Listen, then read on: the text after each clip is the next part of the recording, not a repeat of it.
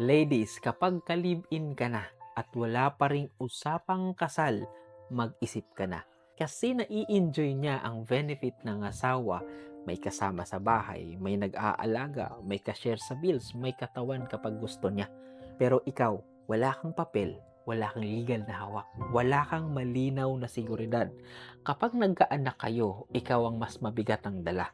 Kapag niloko ka niya, ikaw ang mas dihado. Kapag umalis siya, anong panghahawakan mo? Kasi hindi kasal ang live-in at hindi lahat ng live-in ay may malinaw na plano.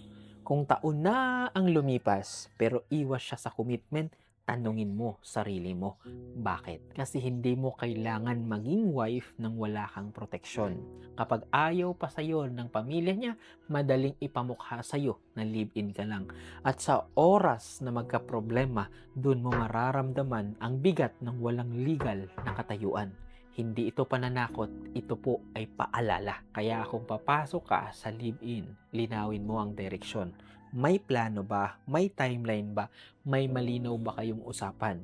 Kasi commitment is not just cohabitation, it's intention. So tandaan, huwag mong ibigay ang buong role ng asawa kung wala ka namang buong proteksyon bilang asawa.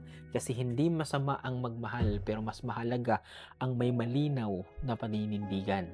Kung mahal ka talaga, hindi ka itatago sa level na live-in lang, habang siya komportable na sa lahat ng benepisyo mag-asawa.